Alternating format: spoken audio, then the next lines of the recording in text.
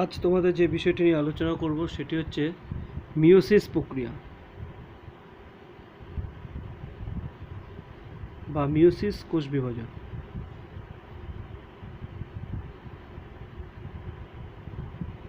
Meiosis কোষ বিভাজন হচ্ছে এমন একটা প্রক্রিয়া যেখানে আমরা দেখতে পারবো যে মাতৃকোষের যা ক্রোমোজোম থাকবে সেইখান থেকে ক্রোমোজোম সংখ্যা হ্রাস পেয়ে অপত্য ক্রোমোজোম বিশিষ্ট জীব সৃষ্টি হবে। অর্থাৎ এখানে ধরো একটা জনন মাতৃকোষ যার ক্রোমোজোম সংখ্যা 2n আছে, এটা দুটো ধাপের মাধ্যমে বিভক্ত হবে। প্রথমে এখান থেকে যে দুটো কোষ তৈরি হবে তারা প্রত্যেকে n সংখ্যক ক্রোমোজোম বিশিষ্ট, এটা প্রথম ধাপে। দ্বিতীয় ধাপে আরও দুটো, প্রত্যেকটা থেকে আরও দুটো কোষ তৈরি হবে n সংখ্যক ক্রোমোজোম বিশিষ্ট। তার মানে 2n সংখ্যক ক্রোমোজোম থেকে 4টে এমন অপত্য কোষ তৈরি হবে যাদের মধ্যে ক্রোমোজোম সংখ্যা তার মাতৃকোষের থেকে অর্ধেক হয়ে যাচ্ছে। অর্থাৎ মধ্য কথা যেটা দাঁড়াচ্ছে যে এটা এমন এক রকমের কোষ বিভাজন পদ্ধতি যেখানে মাতৃকোষের তুলনায় অপত্য কোষে ক্রোমোজোমের সংখ্যা হ্রাস পায়, সেটাকে মিয়োসিস বলা হয়। অর্থাৎ এখানে ডিপ্লয়েড জনন মাতৃকোষ থেকে 4টি হ্যাপ্লয়েড অপত্য জনন কোষ তৈরি হচ্ছে, এবং এক্ষেত্রে যেহেতু ক্রোমোজোম সংখ্যা হ্রাস পাচ্ছে বলে এটাকে আমরা হ্রাস বিভাজন বলতে পারি।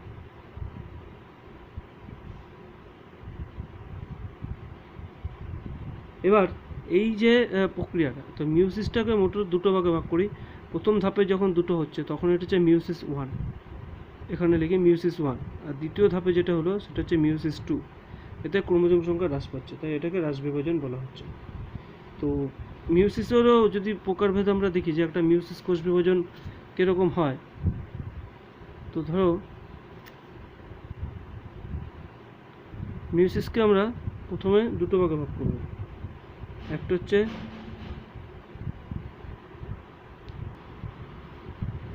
ক্যারিওকাইনেসিস, আর এটা হচ্ছে সাইটোকাইনেসিস।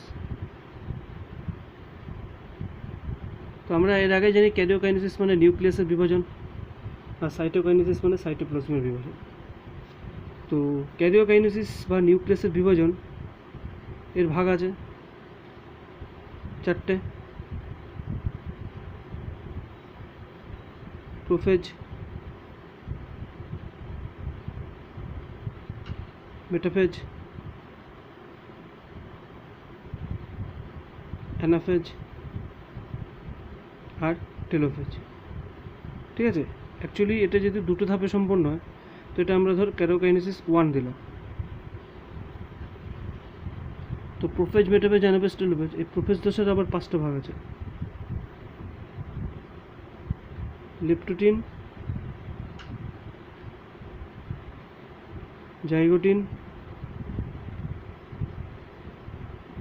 প্যাকাইটিন, ডিপ্লোটিন আর ডায়াকাইনেসিস। এই 5টা ভাগে ভাগ করা যায়। অর্থাৎ এর প্রত্যেকেই কিন্তু 1-এর under, prophase 1, metaphase 1, anaphase 1, telophase 1। তার মধ্যে প্রোফেজ 1-এর আন্ডারে 5টা উপদশা আছে। এরপরে এটা কমপ্লিট হয়ে যাওয়ার পরে সাইটোকাইনেসিস চলবে, তারপরে আবার ক্যারিওকাইনেসিস 2 চলবে সেকেন্ড ধাপে। ক্যারিওকাইনেসিস 2 এর আন্ডারে আবার প্রত্যেকটারই এরকম প্রোফেজ 2, মেটাফেজ 2, অ্যানাফেজ 2 আর টেলোফেজ 2 হয়ে তারপরে আরেকটা সাইটোকাইনেসিস হবে। এই 4টে ধাপের মাধ্যমে মোটামুটি একটা কোষ থেকে 4টে কোষ তৈরি হয়। প্রথমে দুটো হয়, তারপরে 4টে কোষ হয়। তো আমাদের সিলেবাসে এতগুলো দশার কোনো বৈশিষ্ট্য উল্লেখ নেই, তো আমরা এখন এই ক্লাসে এইগুলো পড়ব না।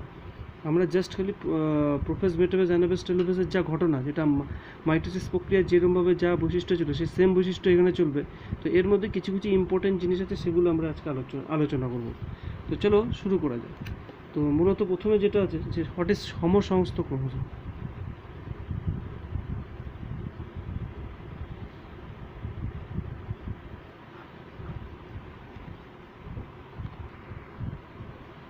ধরো এই একটা পিতৃকোষ,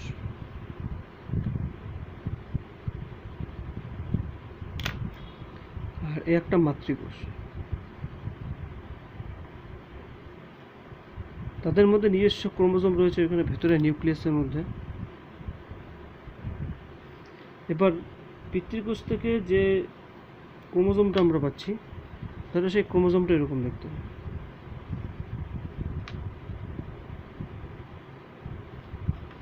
ঠিক একই রকমভাবে মাতৃকোষ থেকে আমরা যে ক্রোমোজোমটা পাবো সেটাও তখন এরকম দেখতে হবে।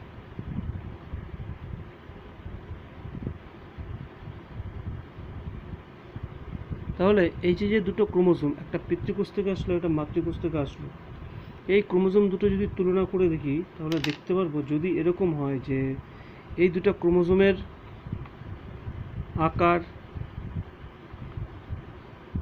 আকৃতি আর জিন বিন্যাস, এই তিনটে পয়েন্ট পুরো সেম টু সেম।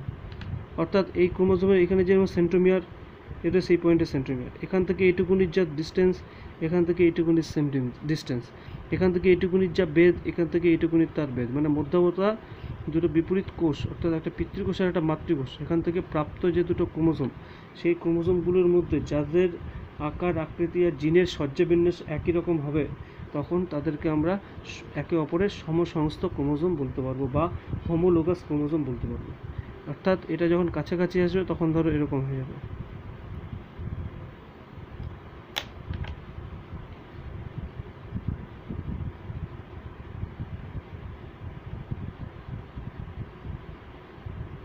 এরকম হয়ে যাবে। এদেরকে পরস্পরের বলা হচ্ছে হোমোলোগাস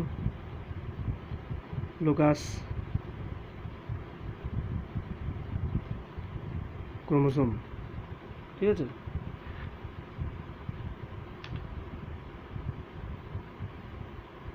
এবার এই দুটো ক্রোমোজোম পরস্পরের কেন আসে, কাছাকাছি কেন আসে, তার কারণ এদের এই যে সেন্ট্রোমিয়ার অঞ্চল, এখানে এক ধরনের প্রোটিন কমপ্লেক্স থাকে, এখানে এক ধরনের প্রোটিন কমপ্লেক্স থাকে যার অ্যাট্রাকশনের জন্য দুটো সমস্ত ক্রোমোজোম যাদের আকার, আকৃতি, জিনবিন্যাস একই রকম, তারা পরস্পরের কাছাকাছি এসে এরকম পাশাপাশি অবস্থান করে। এখানে এদের মাঝে এই যে অংশটা রয়েছে এটাকে বলে সাইন্যাপ্টোনিমাল কমপ্লেক্স। সাইন্যাপ্টোনিমাল কমপ্লেক্স বলা হয়। এই সাইন্যাপ্টোনিমাল কমপ্লেক্সের দ্বারা দুটো সমসমস্ত ক্রোমোজোম এরকম পরস্পরের কাছাকাছি এসে, ঠিক আছে, জোটবদ্ধ হয়। সমসমস্ত ক্রোমোজোমের এইভাবে কাছাকাছি এসে যে জোটবদ্ধ এর একসঙ্গে অবস্থান করছে, এটাকে বলা হচ্ছে, এরকম যে ঘটনাটা, যে প্রক্রিয়ার সাহায্যে ওরা একে অপরের সঙ্গে যুক্ত হচ্ছে, এই যে পদ্ধতিকে বলা হচ্ছে সাইনাপসিস। মনে রাখবে শব্দগুলো, সাইনাপসিস। এবং জোটবদ্ধ হয়ে যে দুটো একসঙ্গে আসছে, এই সিচুয়েশনকে বলা হয় বাইভ্যালেন্ট অর ডায়াড বলা হয়। বোঝা গেল? তাহলে পিতৃ বা মাতৃকোষ থেকে যে ক্রোমোজোমগুলো আসছে তাদের আকার, আকৃতি, জিনের বিন্যাস যদি এক হয় তাহলে বলবো তারা পরস্পরের সমসমস্ত ক্রোমোজোম। তারা পাশাপাশি কেন আসে, তাদের কারণ তাদের মাঝখানে সাইন্যাপ্টোনিমাল কমপ্লেক্স বলে একটা প্রোটিনের কমপ্লেক্স থাকে। এই দুজনের অ্যাট্রাকশনের দৌরান এরা একে অপরের কাছাকাছি আসে। কাছাকাছি আসার যে পদ্ধতি তাকে বলা হচ্ছে সাইনাপসিস, এবং একসঙ্গে যখন থাকে তখন সেই সিচুয়েশনকে বলা হয় বাইভ্যালেন্ট বা ডায়াড বলা হচ্ছে।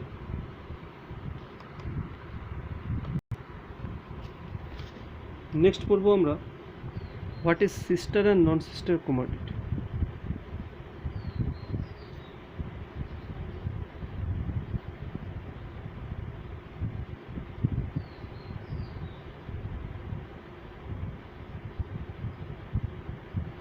সিস্টার আর নন সিস্টার ক্রোমাটিড।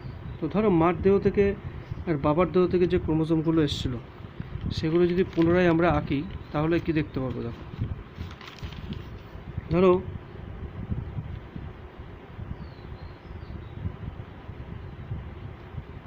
হচ্ছে বাবার দেহ থেকে এই ক্রোমোজোমটা এসছে, একই রকমভাবে মার দেহ থেকে এই ক্রোমোজোমটা এসছে।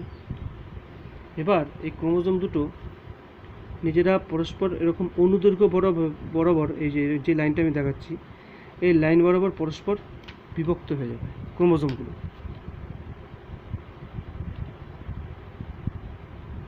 বিভক্ত হলে কীরকম লাগবে দেখতে, এই অংশটাকে একটু দেখাই।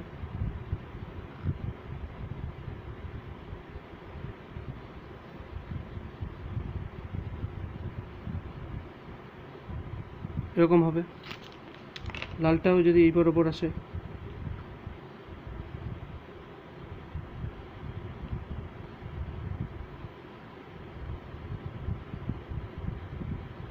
এরকম হবে। তাহলে ওরা এরকম অনুদৈর্ঘ্য বরাবর বিভাজিত হয়ে এরকম স্ট্রাকচার নিল, ঠিক আছে।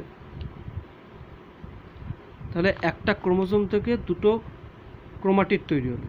এই এক একটা ইন্ডিভিজুয়ালকে বলা হচ্ছে ক্রোমাটিড, যাদের এই জায়গাটা ফিক্স, সেন্ট্রোমিয়ার অঞ্চলটা ফিক্স। তো এদের দুজনকে বলা হবে, যেহেতু একই ক্রোমোজোম থেকে দুটো ক্রোমাটিড সৃষ্টি হয়েছে, তাই এদেরকে বলা হয় সিস্টার ক্রোমাটিড। ঠিক একই রকমভাবে লাল দুটো সেম কেস, একই ক্রোমোজোম থেকে সৃষ্টি হয়েছে বলে এদেরকেও বলা হবে সিস্টার ক্রোমাটিড। কিন্তু যখন ওরা জোটবদ্ধ হয়েছে সাইন্যাপসিস পদ্ধতিতে, তখন পাশাপাশি থাকা দুটো বাইভ্যালেন্টের মধ্যে এটার সাথে এটার যদি কানেকশন করি, মানে এই ক্রোমাটিডের সঙ্গে এই ক্রোমাটিডের যদি ক্রসিং ওভার হয় বা পাশাপাশি যদি থাকে, তো এই ক্রোমাটিড আর এই ক্রোমাটিডকে তখন আমরা একসাথে বলবো নন সিস্টার ক্রোমাটিড।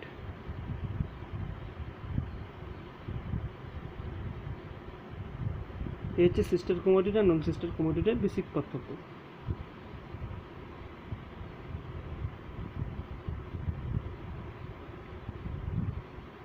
এবং এতে দেখা গেল যে প্রতিটা ক্রোমোজোম দুটি ক্রোমাটিডে রূপান্তর হয়েছে, হওয়ার ফলে এখানে টোটাল 4টে ক্রোমাটিড সৃষ্টি হয়েছে, 1 2 3 4, এরকম 4টে সিচুয়েশন আছে বলে এটাকে টেট্রাড বলা হয়।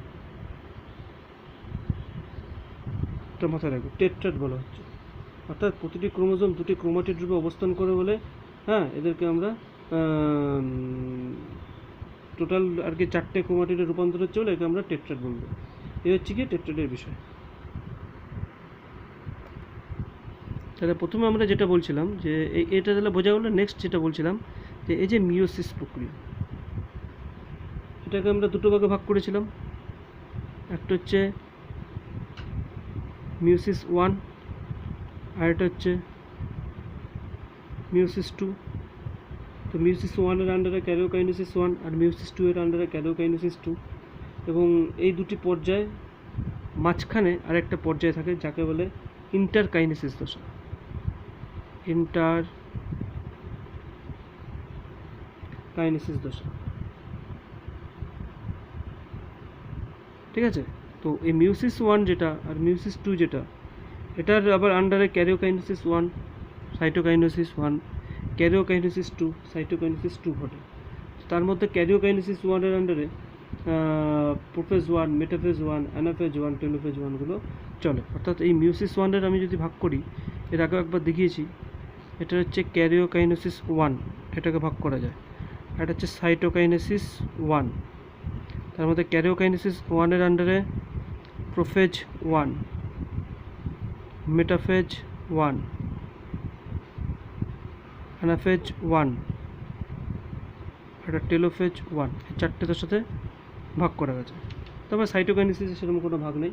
আবার যখন মিওসিস 2 চলে, তার আন্ডারে ক্যারিওকাইনেসিস 1 আছে, ক্যারিওকাইনেসিস 2 আছে, ক্যারিওকাইনেসিস 1, ক্যারিওকাইনেসিস 2 আছে, সরি ভুল বললাম, ক্যারিওকাইনেসিস 2 আছে। এবার এই ক্যারিওকাইনেসিস 2টার আন্ডারে প্রোফেজ 2, মেটাফেজ 2, অ্যানাফেজ 2 আর টেলোফেজ 2, এই চারটে ভাগে ভাগ করা যায়। তো তাহলে বোঝা গেলো, তাহলে মিওসিস 1 আর মিওসিস 2। মিওসিস 1 এর আন্ডারে ক্যারিওকাইনেসিস 1, তার মধ্যে প্রোফেজ 1, মেটাফেজ 1, অ্যানাফেজ 1, টেলোফেজ 1। আর মিওসিস 2 এর আন্ডারে ক্যারিওকাইনেসিস 2 ঘটে, সেখানে প্রোফেজ 2, মেটাফেজ 2, অ্যানাফেজ 2, টেলোফেজ 2, আর একটা যেটা হলো সেটা হচ্ছে সাইটোকাইনেসিস 2। এই হচ্ছে গিয়ে বিষয়। তো আজকে আমরা যেটা আলোচনা করবো, প্রোফেজ 1, মেটাফেজ 1, অ্যানাফেজ 1 আর টেলোফেজ 1 এর কী কী বৈশিষ্ট্য আর এদের কী বৈশিষ্ট্য, খুব সংক্ষিপ্তভাবে সেটা আমরা একটু দেখার চেষ্টা করব।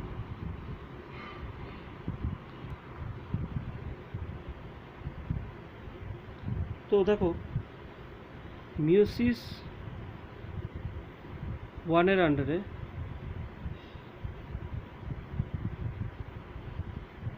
যে প্রোফেজ 1 দশা, এই দশায় দুটো সমসমস্ত ক্রোমোজোম নিজেদের মধ্যে অংশের বিনিময় ঘটে, অর্থাৎ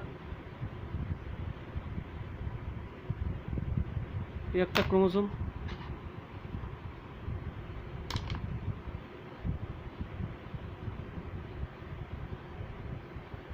এর একটা ক্রোমোজোম, দুটো পরস্পরের সমসমস্ত ক্রোমোজোম ধরে নিলাম আমরা।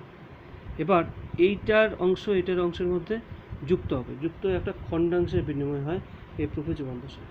বিশেষ করে প্রোফেজ 1-এর প্যাকাইটিন উপাদানের সাথে, প্যাকাইটিন উপাদানের সাথে ক্রসিং ওভার হয়, ক্রসিং ওভার, যার ফলে দেখা যায় যে